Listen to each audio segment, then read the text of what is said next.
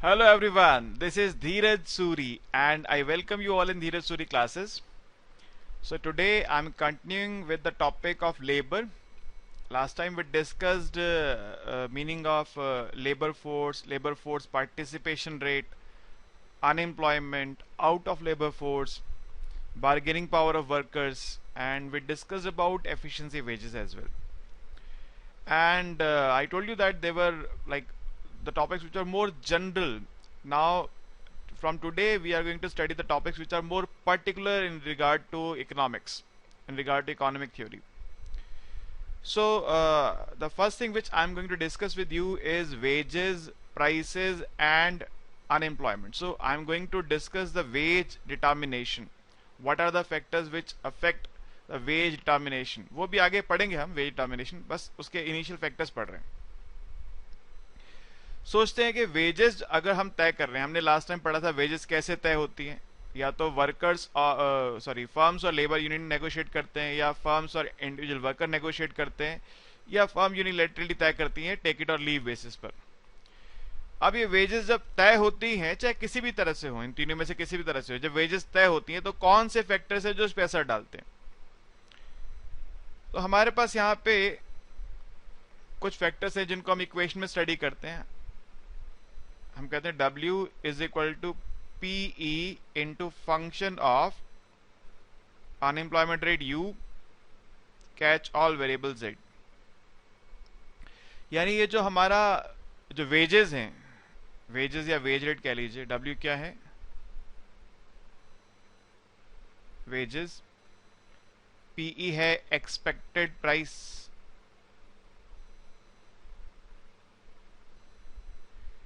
U है unemployment rate,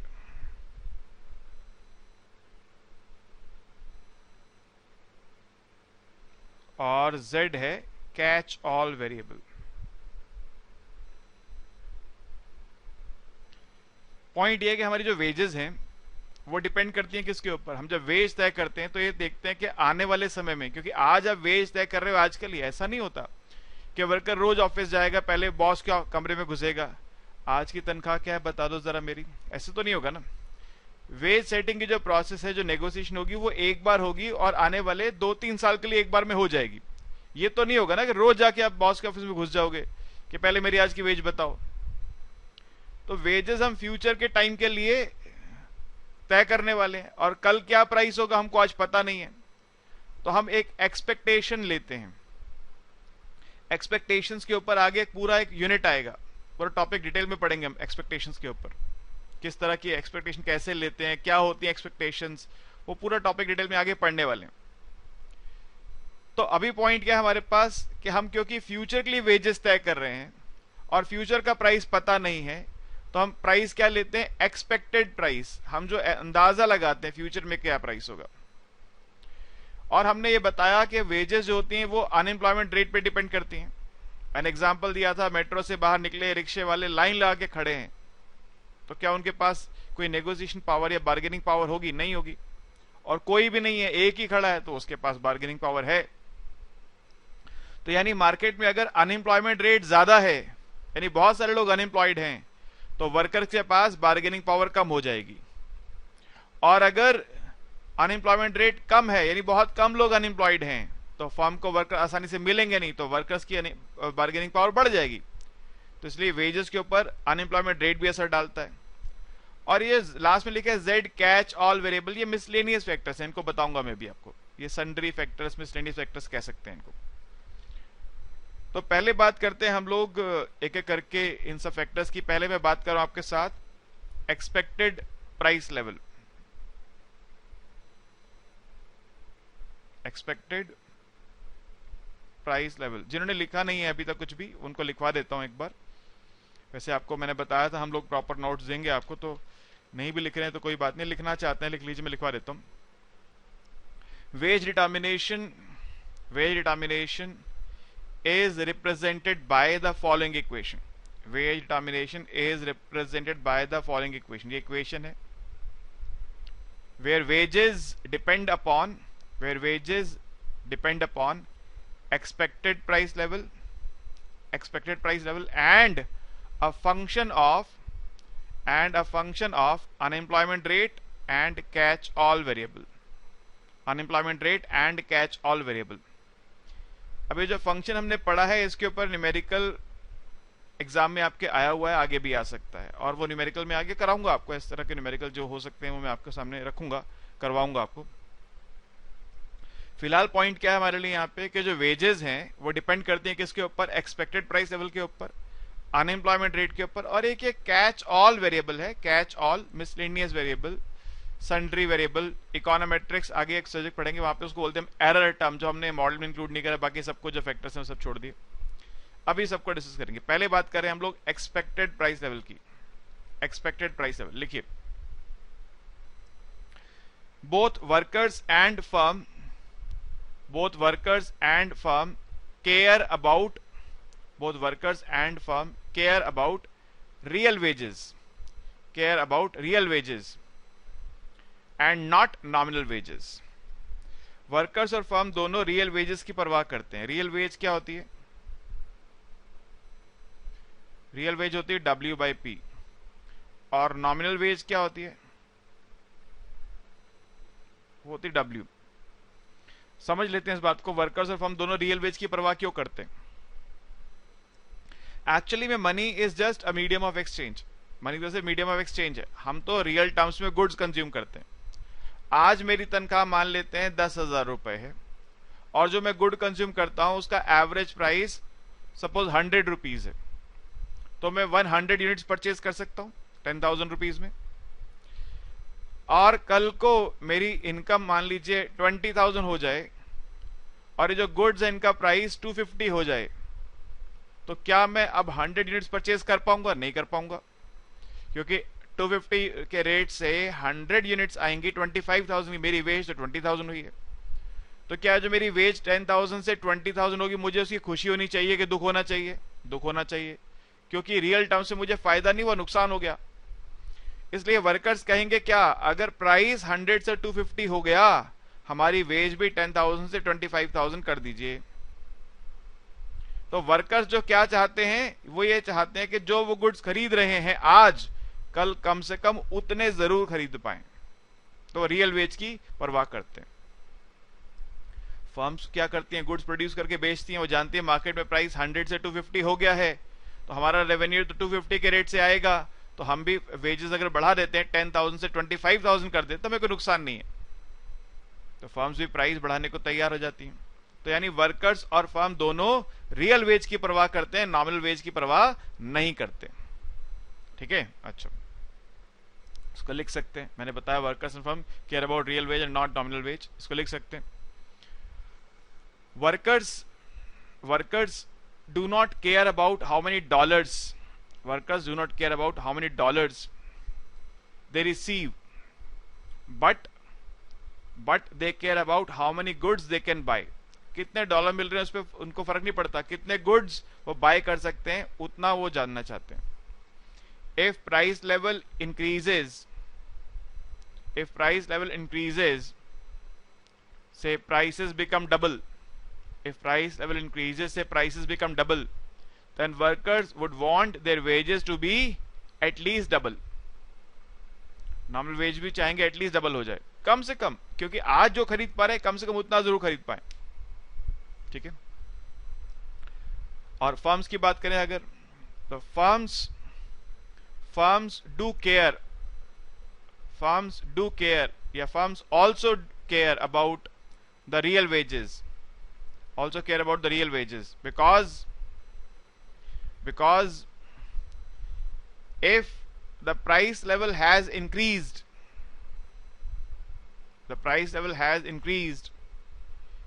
increasing the wages in same proportion will not have any impact on profitability of firms.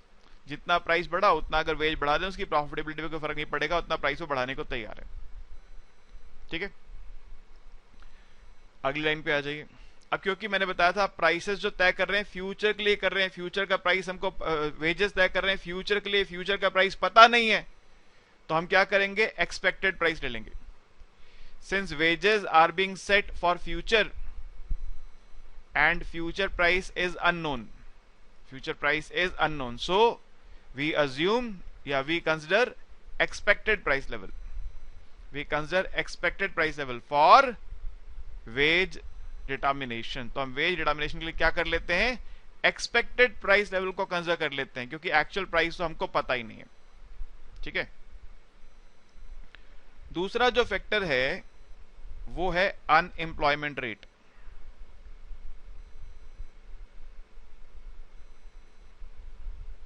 Unemployment rate जिसको आप you से denote करते हैं. Sir बात यह है कि ये जो हमारा अनएम्प्लॉयमेंट रेट है ये लेबर मार्केट कंडीशन को शो करता है. मैं बता चुका हूं आपको, अगर अनएम्प्लॉयड लोग ज्यादा होंगे, वर्कर्स की बार्गेनिंग पावर कम होगी तो उनको वेजेस कम मिलेंगी. और अगर अनएम्प्लॉयमेंट रेट कम है, ज्यादा लोगों को जॉब मिली हुई है, तो वर्कर्स की बार्गेनिंग पावर ज्यादा होगी, उनको वेजेस ज्यादा मिलेंगी. ठीक है. लिखिए, unemployment rate determines the labour market condition. Unemployment rate determines the labor market condition. Higher unemployment rate implies workers have low bargaining power. So they will get lower wages. And lower unemployment rate implies workers have high bargaining power. So they will get higher wages. So in short, wages are negatively related with unemployment rate. wages का unemployment rate के साथ कैसा relation है, negative. जैसे मैंने यहां पे क्या लगा दो, नीचे एक माइनस साइन लगा देता हूं. wages have negative relation with unemployment rate. Clear हो गई इतनी बात. ठीक है. तीसरा है हमारे पास, जिसको बोलते हैं हम लोग कैच ऑल वेरिएबल. मैंने बताया ये मिसलेनियस फैक्टर्स हैं बेसिकली. कैच ऑल वेरिएबल, इसको Z बोलते हैं. लिखिए, catch all variable Z represents all those factors. Catch all variable Z represents all those factors other than price level and unemployment rate which affect the wages. Price level और unemployment rate के अलावा जो भी factors हैं जो wages पे असर डालते हैं वो कैच ऑल वेरिएबल हैं. जैसे कुछ एग्जांपल्स रखता हूं मैं आपके सामने. पहला है जैसे अनएम्प्लॉयमेंट इंश्योरेंस.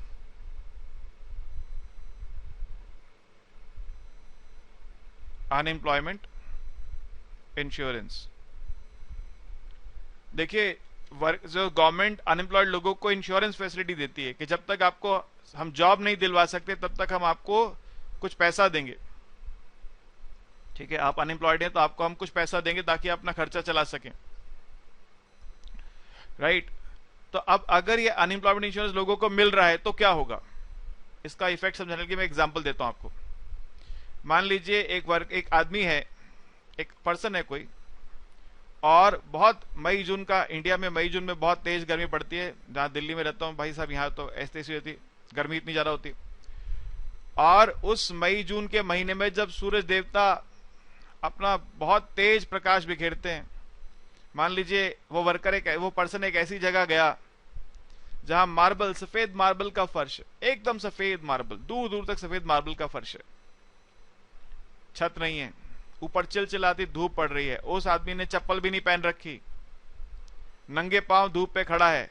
उस सफेद मार्बल के फर्श के ऊपर खड़ा रह पाएगा क्या? नहीं रह पाएगा.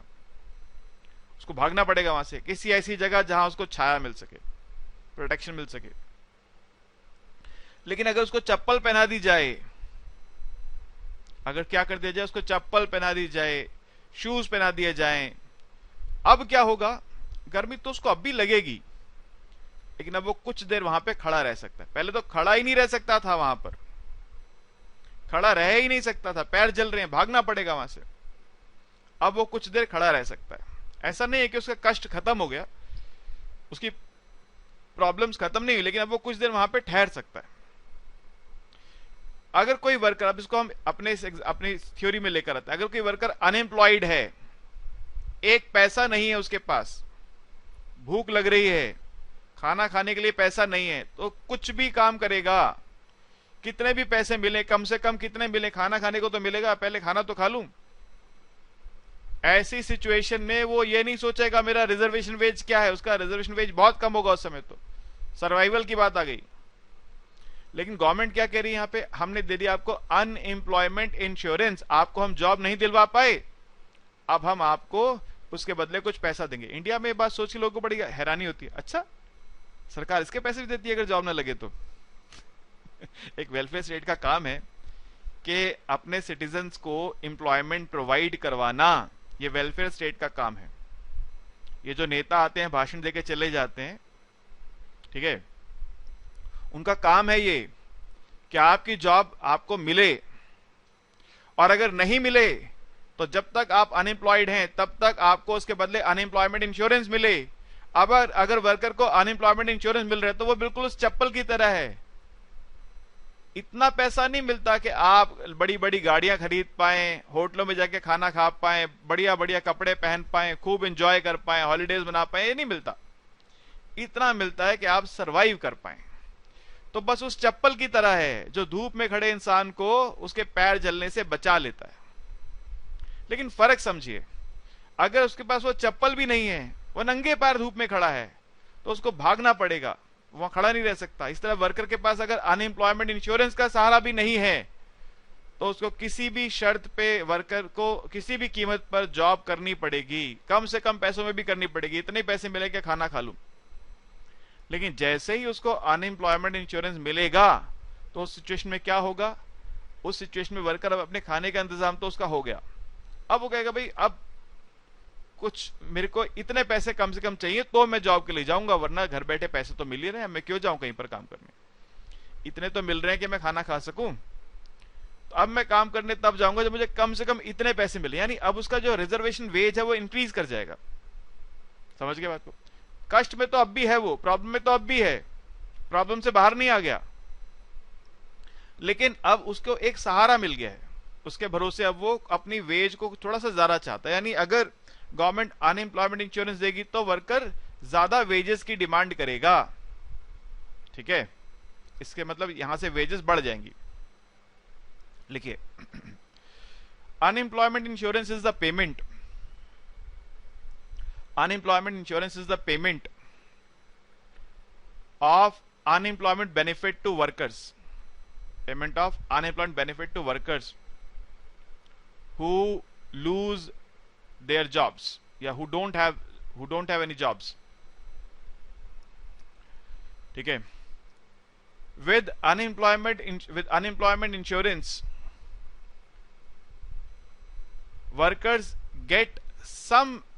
workers get some relief, and hence they increase their reservation wage, यानी अब इससे कम पे काम नहीं करने जाऊंगा भाई। पहले तो ये था ना, कुछ भी नहीं था खाने के लिए नहीं है तो किसी भी कीमत पे काम तो करना ही पड़ेगा, वर्क पे जाना ही पड़ेगा, कितने भी पैसे मिले कम से कम चाहे। अब क्या हो गया, अब आपने अपना रिजर्वेशन वेज थोड़ा बढ़ा लिया, hence the provision of unemployment insurance increases the wage rate, तो वेज रेट यहां से बढ़ जाएगा क्योंकि वर्कर के पास अब एक फैसिलिटी तो है ही। दूसरा होता है कैश ऑल वेरिएबल में, इसको बोलते हैं मिनिमम वेजेस।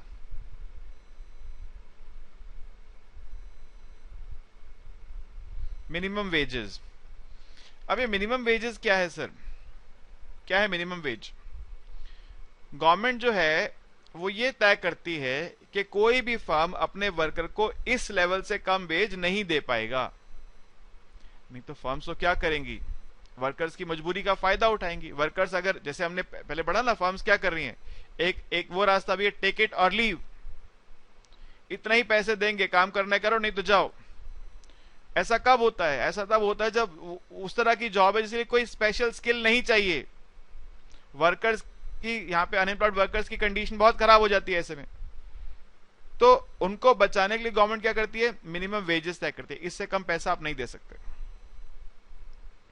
तो जैसे ही मिनिमम वेज बढ़ता है, मान लीजिए मिनिमम वेज 10,000 था, 10,000 से और एक वर्कर को मिल रहे थे 12,000, मिनिमम वेज है 10,000, एक वर्कर को मिल रही है 12,000। अब गवर्नमेंट ने कहा मिनिमम वेज हो जाएगा 12,000, तो वर्कर क्या कहेगा, भाई अब तो कम से कम वाली वेज भी बढ़ गई तो मेरी वेज भी बढ़ाइए।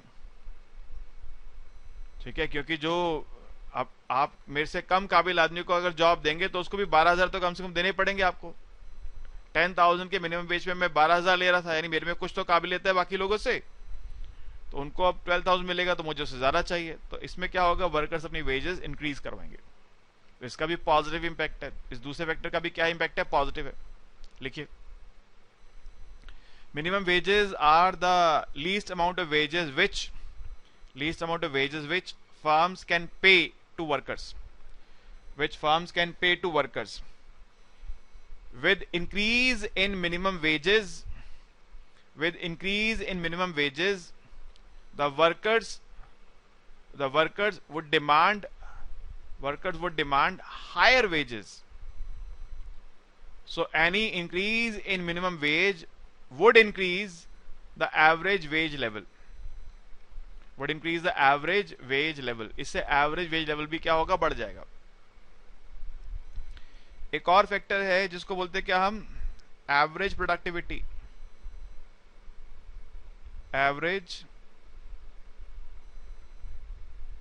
Productivity of workers. एवरेज भी कह सकते हैं, मार्जिनल भी कह सकते हैं, कुछ भी आप कहिए, मतलब दोनों के अलग है ऑब्वियसली, लेकिन कोई एक भी बढ़ गया अगर तो बात वही है। अगर वर्कर्स की प्रोडक्टिविटी बढ़ जाती है, वर्कर्स को किस बात के पैसे देते हो, उनकी प्रोडक्टिविटी के, जितना प्रोडक्टिव वर्कर है उतने पैसे आप उसको देते हैं। तो अगर वर्कर की प्रोडक्टिविटी बढ़ जाएगी तो आपको ज्यादा पैसे मांगेगा वो आपसे, कि मैं तो अब ज्यादा काम कर पाता हूं, मेरी प्रोडक्टिविटी बढ़ गई है, मुझे तनख्वाह ज्यादा दीजिए।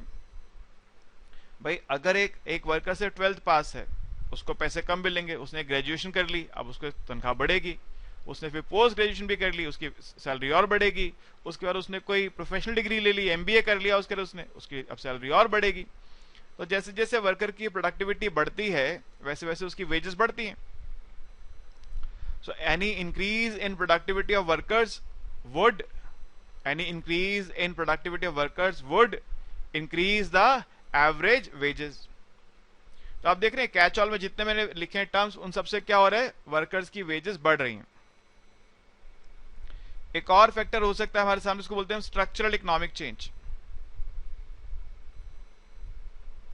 स्ट्रक्चरल इकोनॉमिक चेंज, ये मैं 3-4 फैक्टर बता रहा हूं, और भी हो सकते हैं। आपको बस ये सोचना है इसका वेजेस पे क्या असर पड़ेगा। एग्जाम में अगर वो कोई ऐसा फैक्टर लिख दे जो हमने यहाँ डिस्कस नहीं किया, तो आपको बस सोचना है इसका फर्क क्या पड़ेगा। जैसे जो मैंने लिखा है एवरेज प्रोडक्टिविटी, आपकी बुक में नहीं है, हम जो बुक का रेफरेंस ले रहे हैं ऑलिवर ब्लैंचर्ड, उसमें नहीं है, लेकिन 1-2 बार एग्जाम में आया हुआ है। बस इतना ही सोचना है कि इसका फर्क क्या पड़ता है वेजेस के ऊपर। अब स्ट्रक्चरल इकोनॉमिक चेंज, अगर स्ट्रक्चरल चेंज होता है यानी स्ट्रक्चरल इंप्रूवमेंट होती है, इंफ्रास्ट्रक्चर अगर इंप्रूव हो रहा है, बढ़ रहा है, तो उसमें क्या होगा, वर्कर्स की इंप्लॉयमेंट बढ़ेगी। बेसिकली इंप्लॉयमेंट बढ़ने पे क्या होता है, लेबर मार्केट कंडीशंस इंप्रूव करती हैं, तो यहाँ वर्कर्स क्या करेंगे, अपनी वेजेस ज्यादा चाहेंगे। भाई जैसे ही स्ट्रक्चरल इंप्रूवमेंट होगा तो अनएम्प्लॉयमेंट तो सर्टेनली कम होने वाला है, अनएम्प्लॉयमेंट कम होगा तो वर्कर्स ज्यादा डिमांड करेंगे वेजेस की। ठीक है, एनी स्ट्रक्चरल इंप्रूवमेंट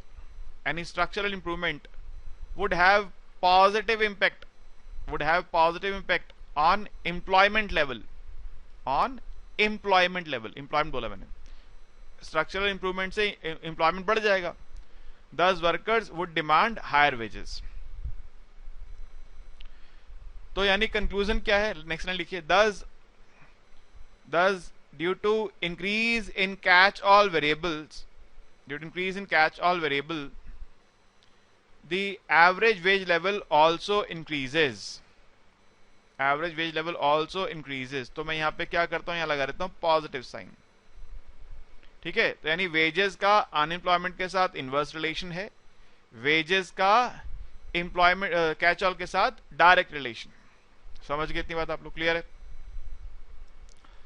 तो ये वेज डिटर्मिनेशन हो गया।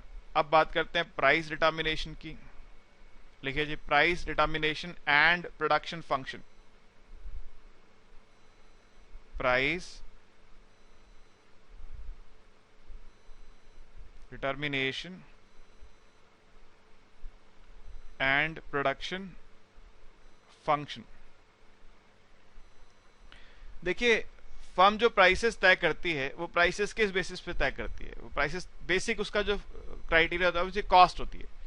कॉस्ट बढ़ेगी तो प्राइस बढ़ेंगे, कॉस्ट कम होगी तो प्राइस कम होंगे, ठीक है। और कॉस्ट किस पे डिपेंड करती है? कॉस्ट डिपेंड करती है प्रोडक्शन फंक्शन पे। प्रोडक्शन फंक्शन क्या होता है? रिलेशन होता है आउटपुट और सॉरी फैक्टर इनपुट्स का। और इसके बाद मार्केट कंडीशन भी प्राइस पे असर डालती हैं। अगर परफेक्ट कंपटीशन है तो फर्म को प्राइस लेना पड़ेगा मार्जिनल कॉस्ट के इक्वल, लेकिन अगर इम्परफेक्ट कंपटीशन है तो फर्म थोड़ा सा प्रॉफिट मार्जिन ले सकती है। वो डिपेंड करता है इम्परफेक्शन कितनी है। अगर मोनोपोली हो जाए तो फर्म तो अपनी मनमर्जी का प्रॉफिट मार्जिन ले सकती है, ठीक है। ये सब बातें यहाँ पे करने वाले हैं, तो धीरे धीरे लिखते चलिए, ठीक है। मैं बोलता चलता हूँ, लिखते चलिए, सुनते भी चलिए साथ साथ कथा को।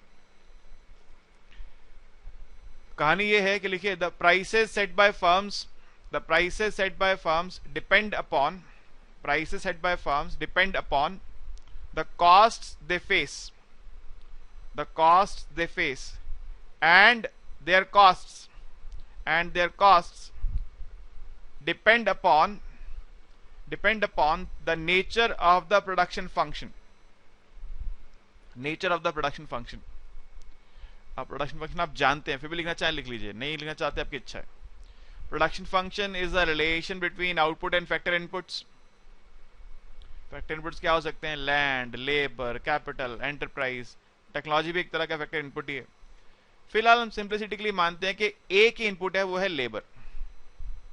तो देखिए, for the sake of simplicity we assume that there is only one factor input which is labour, and the production function is linear. बहुत बेसिक सा काम कर रहे हैं, आसान से रास्ते पे चल रहे हैं। Production function is linear, that is we have y is equal to a into n। y है आउटपुट, a n है नंबर ऑफ वर्कर्स,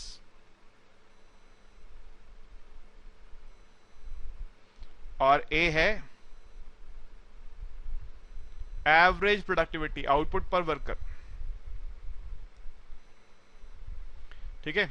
ये हमारा प्रोडक्शन फंक्शन है। इसमें ऑलिवर ब्लैंचर्ड ने काम और कर दिया। उसने कहा चलो एक काम और कर लेते हैं, हम मान लेते हैं ए भी 1 है। इस ए को क्या मान लेते हैं? 1, यानी एक वर्कर एक दिन में या एक टाइम में 1 यूनिट प्रोड्यूस करता है।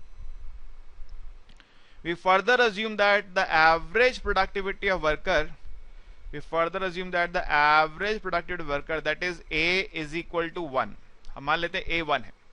So the production function reduces to y is equal to n, ठीक है। अब जितनी आप वेज पे कर रहे हैं उतनी आपकी मार्जिनल कॉस्ट हो गई, क्योंकि एक वर्कर 1 यूनिट बनाता है, तो जितनी उसको वेज दी वो 1 यूनिट की मार्जिनल कॉस्ट है। यानी अगर आपको एक एडिशनल यूनिट चाहिए तो एक एडिशनल वर्कर को हायर करना पड़ेगा, जितनी उसकी वेज है वही आपकी मार्जिनल कॉस्ट है, ठीक है। This production function imply that wage rate is the marginal cost, wage rate of a worker is the marginal cost of the firm। यानी जो मार्जिनल कॉस्ट है वो क्या है? वेज रेट है, W। अब प्राइस कैसे तय होता है सर? अगर मार्केट परफेक्टली कॉम्पिटिटिव है तो प्राइस एमसी के इक्वल होता है। नेक्स्ट लाइन में आ जाइए। Now the price determination depends upon the goods market condition, labour market नहीं, goods market. The price determination depends upon the goods market condition. If the market is perfectly competitive, then the firm can charge a price which is equal to its marginal cost. Firm can charge a price which is equal to its marginal cost. यानी P is equal to MC implies that P is equal to W. लेकिन हम यहाँ पे थोड़ी सी imperfection मान लेते हैं, क्योंकि परफेक्शन तो जो होती है सर वो एक इल्यूजन ही होती है। रियलिटी में तो परफेक्ट मार्केट होती नहीं है कोई भी, ठीक है। We assume that the markets are imperfectly competitive. The markets are imperfectly competitive, which means firms can charge a markup, profit margin. Firms can charge a markup over there cost, उनकी जो cost है उसके ऊपर एक markup ले सकते हैं। तो प्राइस क्या होगा यहां पर? So price is 1 plus mu times marginal cost, यानी price is 1 plus mu times W. और यहां पर पी और डब्ल्यू आपको पता है, म्यू क्या है? म्यू है मार्कअप, क्या कह सकते हैं, प्रॉफिट मार्जिन। म्यू है मार्कअप, प्रॉफिट मार्जिन, ठीक है। ऑलिवर ब्लैंचर्ड ने इसको म्यू से डिनोट करा, मैं म्यू पसंद नहीं करता डिनोट करना। देखो उनके पास तो वो तो कंप्यूटर पे काम कर रहे हैं, उन्होंने तो म्यू अलग से टाइप कर दिया, यू अलग से टाइप कर दिया। एग्जामिनेशन में क्वेश्चन पेपर में कई बार ऐसा हो गया कि म्यू की जगह यू टाइप होके आ गया, कई बार देखा मैंने, म्यू की जगह यू या यू की जगह म्यू टाइप हो गया, और बच्चा वहीं कंफ्यूज हो जाता है कि सर ये म्यू है कि यू है, और वो आता वो कुछ भी गलत करके आया था। इसलिए मेरे बस में होता तो मैं इसको म्यू की जगह एम ले लेता, कुछ और ले लेता, अल्फा बीटा गामा डीटा थीटा कुछ भी ले लेता। अब म्यू और यू में बड़ा कंफ्यूजन है, तो आपको जब आप भी लिखेंगे आंसर में अपना तो बहुत ध्यान से लिखिएगा, म्यू अलग है यू अलग है, तो इसकी डंडी थोड़ी सी लंबी कर दीजिएगा इसकी म्यू की, और ध्यान से पढ़िएगा कि वो म्यू है कि यू है, थोड़ा ध्यान रखिएगा भाई। देखिए अब ये एक सिचुएशन ऐसी है तो थोड़ी सी ट्रिकी है, तो ध्यान रखना पड़ेगा आपको, ठीक है। तो ये क्या हो गया हमारे पास, ये कहानी आ गई। अब हमने वेज कैसे तय होते ये पढ़ लिया, प्राइस कैसे तय होता है ये पढ़ लिया। अब हमारे पास दो रिलेशन है, एक है वेज सेटिंग रिलेशन और एक है प्राइस सेटिंग रिलेशन। वो दोनों क्या हैं, उनकी इक्वेशंस क्या है और वो कैसे काम करते हैं उनको पढ़ना है। आइए इनको पढ़ना शुरू करते हैं जरा। तो लिखिए जी, wage setting relation, wage setting relation. देखिए हम क्या कहते हैं, हमने कहा अभी ऊपर पढ़ा कि W is equal to P E into F U Z, यही कहा मैंने आपको। W क्या है, P डिपेंड करता है एक्सपेक्टेड प्राइस पर और अनएम्प्लॉयमेंट रेट पर और कैच ऑल वेरिएबल पर। और फिर अभी अभी ये बताया कि जो प्राइसेस फर्म तय करती हैं वो डिपेंड करता है मार्कअप पर और वेज रेट पर।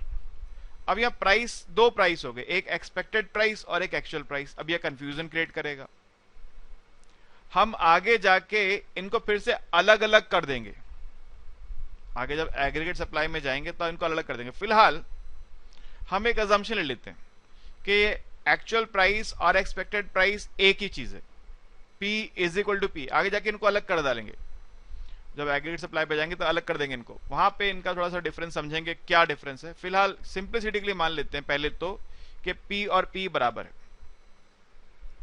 तो लिखिए, we know that wages depend upon expected price level, unemployment rate and catch all variable.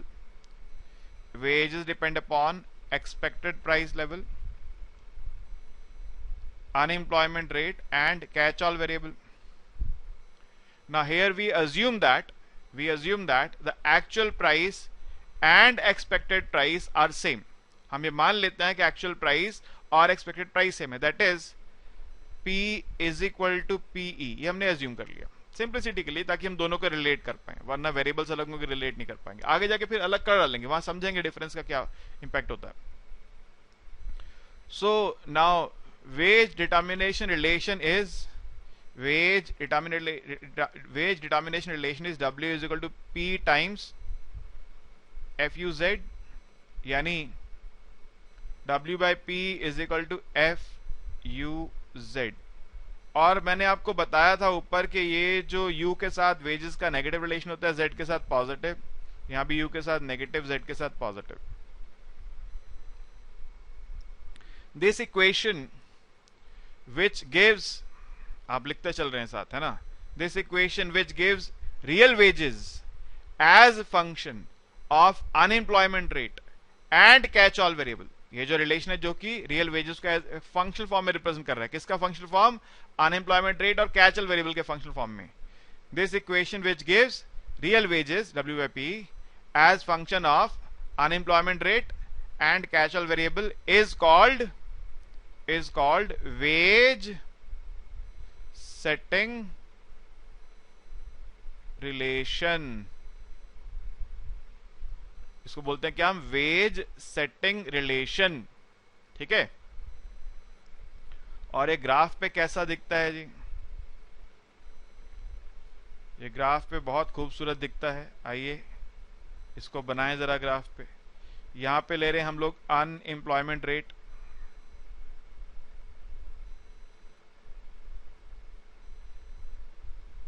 इसको बोलते हैं यू। वाई एक्सिस पे लेते हैं हम लोग रियल वेजेस, इसको बोलते हैं हम लोग क्या, W बाई पी। और आपने पढ़ा W बाई पी का U के साथ कैसा रिलेशन है, W बाई पी के U के साथ इनवर्स रिलेशन है। तो कर्व कैसी बनेगी, डाउनवर्ड स्लोपिंग बनेगी कर्व। तो ये है आपका वेज सेटिंग रिलेशन, WS बोल देता हूं इसको, वेज सेटिंग रिलेशन। एक बड़ा नेचुरल सा क्वेश्चन बच्चे पूछेंगे, सर आपने इसको डाउनवर्ड स्लोपिंग बनाया, वो तो समझ गए कि रियल वेजेस का अनएम्प्लॉयमेंट के साथ इनवर्स रिलेशन है, कॉन्वेक्स क्यों बना दिया, कनकेव क्यों नहीं बनाया। अब सर ये कॉन्वेक्सिटी, कनकेविटी या लीनियर होगा, ये डिपेंड करेगा एफ के ऊपर, कैसा एफ मिला है आपको। मैंने फिलहाल कॉन्वेक्स बना दिया, कुछ ना कुछ शेप बनानी थी बना दिया। आपको जब एक्चुअल में फंक्शन मिलेगा उसके बाद पता चलेगा कि रिलेशन कैसा है। अगर फंक्शन मिल गया लीनियर तो ये स्ट्रेट लाइन बनेगा, फिर फंक्शन पे डिपेंड करेगा सर, ठीक है। वो मैथ्स आप पढ़कर आए, मैथमेटिकल जो भी रिलेशन होगा उसके अकॉर्डिंग होगा। फिलहाल हमने एक कॉन्वेक्स शेप बना के उसको दिखा दिया। जस्टिफाई करना आसान है कॉन्वेक्सिटी को, मगर मैं उस तरफ अब मैथ्स के लॉजिक पे नहीं जा रहा हूं अभी आपको लेकर, इसलिए तो जब हम न्यूमेरिकल्स कर रहे होंगे वहां बताऊंगा कि ये कैसा बनेगा, कनकेव बनेगा, कॉन्वेक्स बनेगा कि लीनियर बनेगा। फिलहाल हम कॉन्वेक्स बना रहे हैं। दूसरा क्वेश्चन बच्चे पूछेंगे कि सर ये z कहां गया, W बाई पी ले लिया आपने, U भी ले लिया, z कहां गया। देखिए हमने एक्सिस में जो वेरिएबल लिए थे दो ही, हमारे पास एक्सिस से दो ही वेरिएबल ले सकते थे, W बाई पी ले सकते थे और U ले सकते थे, z या अगर z लेते कोई एक छोड़ना पड़ता। तो हमने दो मेन वेरिएबल ले लिए, रियल वेजेस और अनएम्प्लॉयमेंट रेट। z का पॉजिटिव इफेक्ट है, इसका मतलब z में अगर चेंज होगा, वो वेरिएबल जो एक्सिस पे नहीं है उसके चेंज होने से जो कर्व होती है शिफ्ट करती है। तो यानी अगर कभी भी कैच ऑल वेरिएबल में चेंज आएगा तो ये वेज सेटिंग रिलेशन शिफ्ट करेगा। आइए बताऊंगा उस बात को, फिलहाल इतना लिख लेते हैं। Since real wages are negatively related, since real wages are negatively related with the unemployment rate, so the wage setting relation is being represented by a downward sloping curve, represented by a downward sloping curve। इसको हम एक downward sloping curve से represent करते हैं। तो लिखिए इस बात को, आगे लिख लीजिए। Any increase in the catch-all variable z, any increase in the catch-all variable z would shift the wage setting relation upward to the right from WS to WS1, would shift wage setting relation upward to the right from WS to WS1। तो अगर catch all में change आएगा तो कि catch all के बढ़ने से, देखिए हमने बताया आपको कि वेजेस बढ़ने वाली हैं, डायरेक्ट रिलेशन है, मगर उनको यहाँ पे शो नहीं कर सकते थे। तो उनका चेंज होने से क्या होगा, वेज सेटिंग में शिफ्ट आ जाएगा। और अगर कैच ऑल में डिक्रीज होगा तो वेज सेटिंग में डाउनवर्ड शिफ्ट आ जाएगा। ठीक है, क्लियर। इसके बाद नेक्स्ट हमको जो पढ़ना है वो है हमारा प्राइस सेटिंग रिलेशन। लिखिए प्राइस सेटिंग रिलेशन।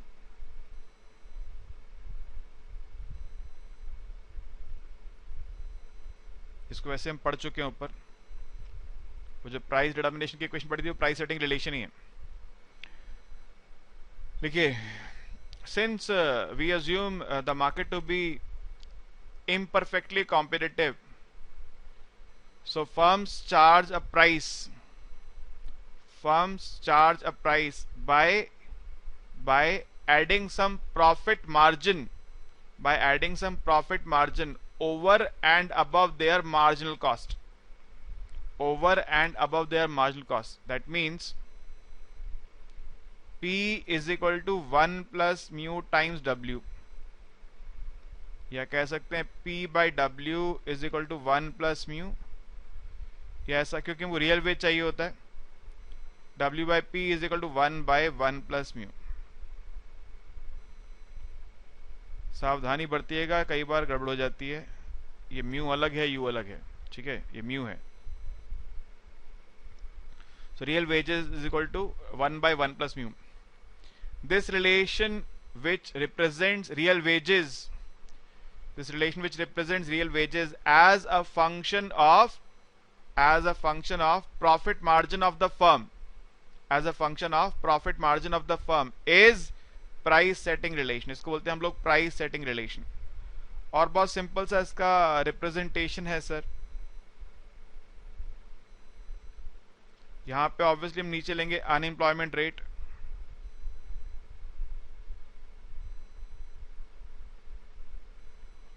यू, और वाई एक्सिस पे लेंगे हम लोग real wages, W by P. आप देख रहे हैं यहां पे रियल वेजेस का प्राइस सेटिंग में अनएम्प्लॉयमेंट से कोई संबंध नहीं है।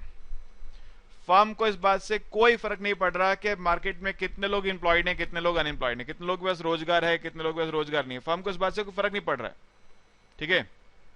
अच्छा, एक सेकेंड। फर्म को इस बात का फर्क नहीं पड़ रहा कितने लोग एम्प्लॉयड हैं, कितने लोग अनएम्प्लॉयड हैं। इसलिए ये जो अब यहाँ पे प्राइस सेटिंग होगा वो एक हॉरिजॉन्टल लाइन बनेगा। अनएम्प्लॉयमेंट कम हो ज्यादा फर्क नहीं पड़ता, ये डिपेंड करता है 1 बाय 1 प्लस म्यू पे।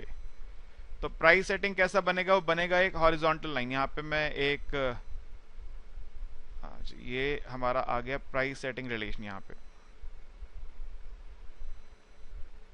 ये प्राइस सेटिंग रिलेशन है which is at the level of 1 by 1 plus mu, ठीक है। मैं थोड़ा सा इसको क्लियरली लिखना चाहता हूं। यहां लिखता हूं real wages,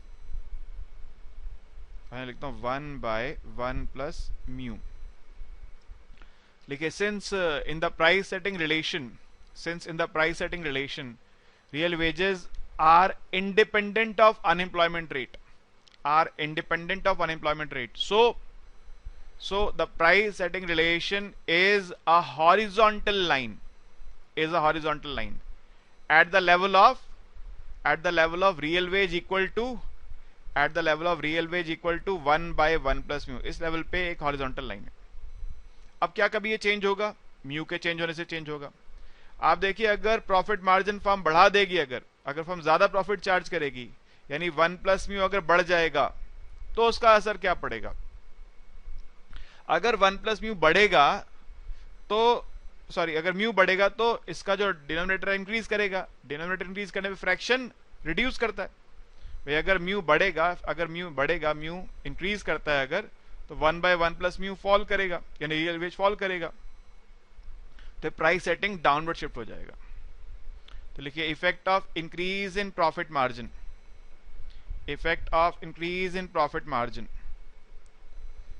as profit margin of the firm increases, from mu to mu